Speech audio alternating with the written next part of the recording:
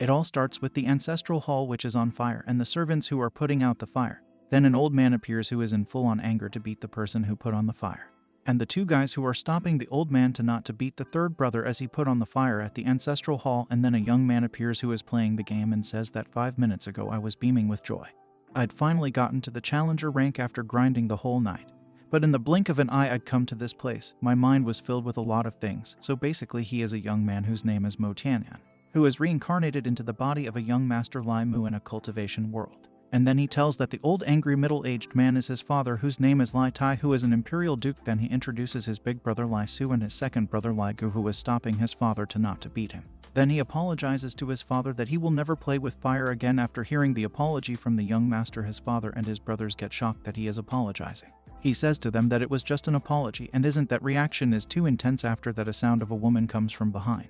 Old man, how dare you? And she kicks his father. The woman was no one else, she was his mother, who came there in anger after listening that his father is going to beat him. Then his sister also comes there to ask him, did father hurt you? Are you injured anywhere? And he says in reply, great, the entire weird family is together now, nothing happened to me. After the night of the big fire, he spent 3 whole days figuring out what kind of master he is, a bully who collects protection fees from other people, the worst good-for-nothing rich kid in the empire. And then he concludes, while looking into the mirror, am I turned into an evil young master? Then he throws the mirror in anger and says who the hell would want their soul to be transported into a body of a stereotype like this anyway. After that night he goes to the Li family residence study hall and thinks that if he wants to escape his fate of being cannon fodder, he'll have a live low profile and cling to the main character. As a nobility, he'll need to be pure, have good morals, abstain from villager tastes. From those books, he learned that the world is bigger than he could even imagine. He sees that there are 13 countries in this continent besides Tankai, the country he is currently in. There was Dongjin, Nanyan, Zaiquan, Beiliang, Kaianshu, Zhongshan, Huzhou, Woyu, Min, Qinghan, among other countries. The above was the ranking of each country's power in descending order. He finds out that the smallest country, Y, only had 7 underground palaces. Meanwhile, the biggest country, Tianqi, had 91 underground palaces of varying sizes. Not only did these underground palaces represent the flow of resources, but they also represented the power of the country. He finds out that there was an underground palace right under the Lai family's manor. It was said to be Tiankai's richest underground manor, a reward for Duke Lai after the great ancestor found the country. There were a lot of ways that an underground palace might exist. Some were buried under mausoleums and caves, while others might be hidden in towers above ground. The harder it was to navigate the underground palace, the higher the number of rare items it had. The presence of astral crystals followed the same logic. Astral crystals were products only found within underground palaces. It wasn't just a form of currency but also a source of energy throughout the entire continent. He sees that a golden astral crystal is equivalent to 10,000 yuan in his world, and then he shows the box, which is enough to buy the biggest courtyard in the world, and says just how rich is the Lai family, and then changes his mind and says no, just stay low profile. Then his father's voice comes from behind, little Mu, is that you in the study? Then he replies, I'm here, father, is there something wrong? Then his father says, nothing, I was just shocked that little Mu is studying. Then after hearing that, he thinks in mind that this spoiled bastard must have not touched a single book in his entire life.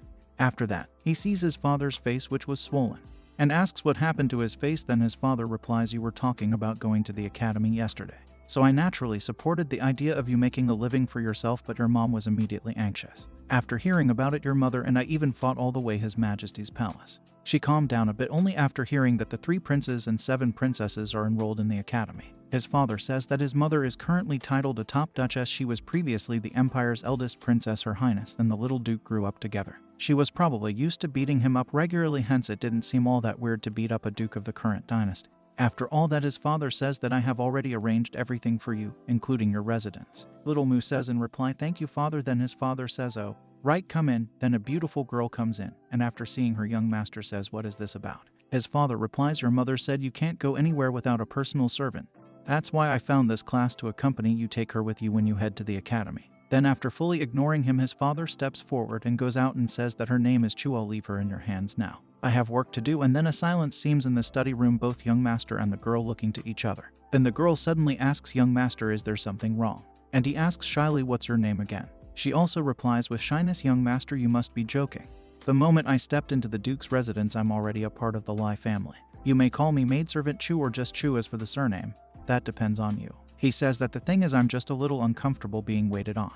After listening to young master, Chu starts crying and says, are you saying this to drive me away, young master? After seeing her crying, he says to her, just stop crying, I'll never drive you away.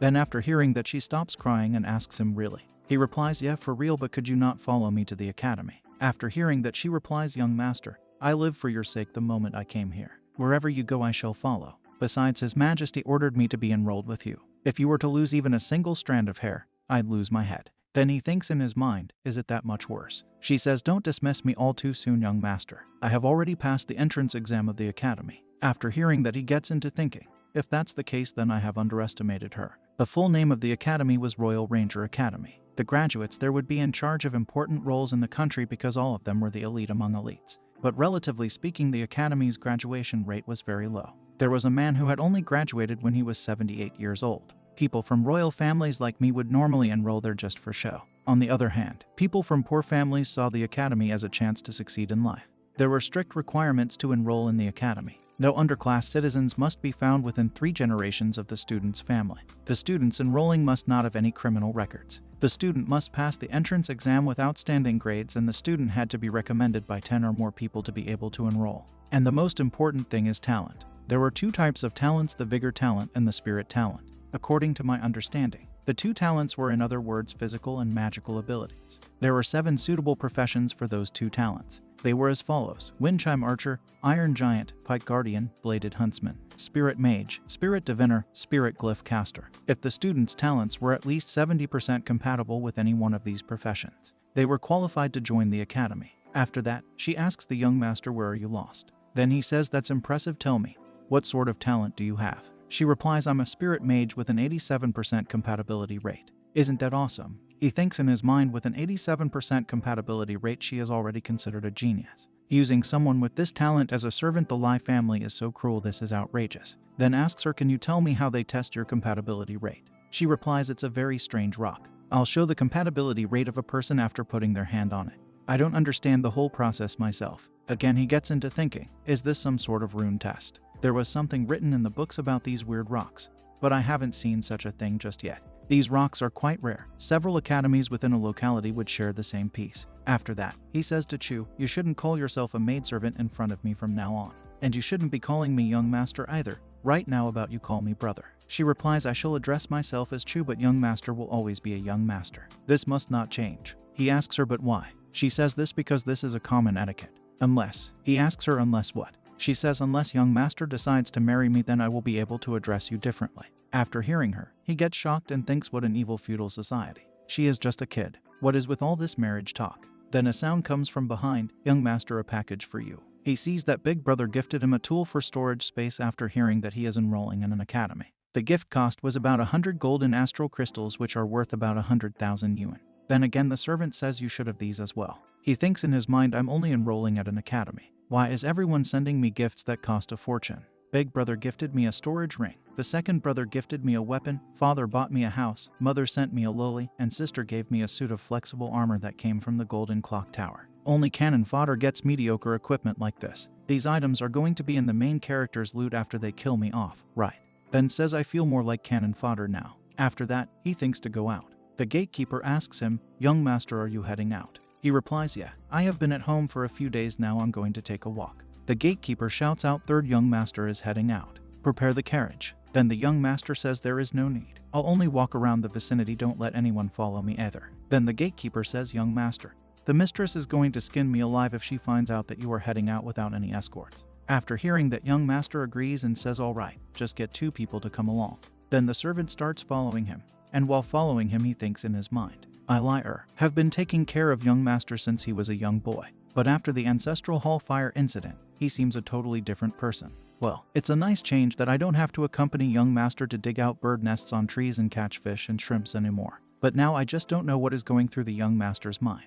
That can't do as a servant. It's the first time that I have neglected my duties. I can't go being this ignorant. After all that thinking, he says, young master, this is the slave street. The young master replies to him, so what? The servant asks him, how many will you be buying for his pleasure today? He replies, I will buy your sister. Then the servant replies, my sister is one of the maidservants of the residence. If you are willing to marry her. Young master says, I don't want to marry her. After the servant asks him, where are you headed next? The young master. He replies to him, I'm tired, let's take a break at one of the tea houses. Then the servant asks him, shall we ask a few ladies to accompany you then, young master? Young master, don't go, please slow down, young master. The young master thinks that this guy liar is acting weird today. I would be careful around him or I will be screwed. After all that, they go to a tea house where the young master sees many dishes served to him. Then the servant shouts and says, "Is your tea house mocking us with dishes like these? Do you have any idea who my young master is?" After listening to the servant, young master thinks, crap.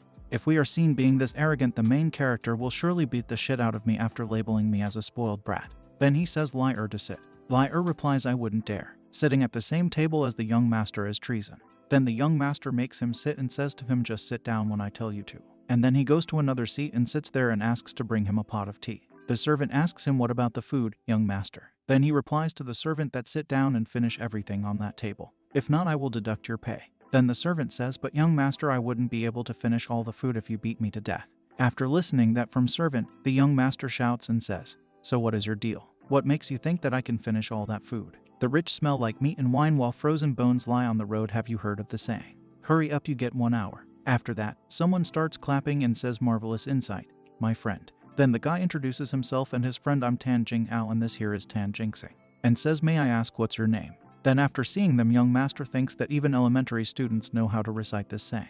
But this guy looks handsome and the other one isn't going to remove that hat in a tea house. How low key. After that, the servant whispers from behind that young master, "These two appear to be from the Tan family of Zhangyi Town." Then he thinks of Zhangyi Town. The town is about 400 miles away from the capital. Is the Tan family really that renowned? After that, Tan Jingyao says, "Is it truly rare for us to bump into each other? Let us talk about friendship rather than family history. How does that sound?" After listening to that, young master replied, "That is exactly what I was hoping for." And as them, "Did the two of you travel a long way to enroll in the academy?" Tan Jingyao replies, "I'm here to accompany. My brother is enrolling at the academy," and asks him, "Are you a student as well, brother Lai?" He replies, "I guess so. Does that mean that your brother and I are the same age?" And again he gets into thinking and thinks that this guy is enrolled in the same academy as I am. And he is extremely discreet too. And he might just be the main character I've been looking for. Did young master finally finds the main character who he is looking for? And what will gonna happen next? To find out, just do like, share and subscribe.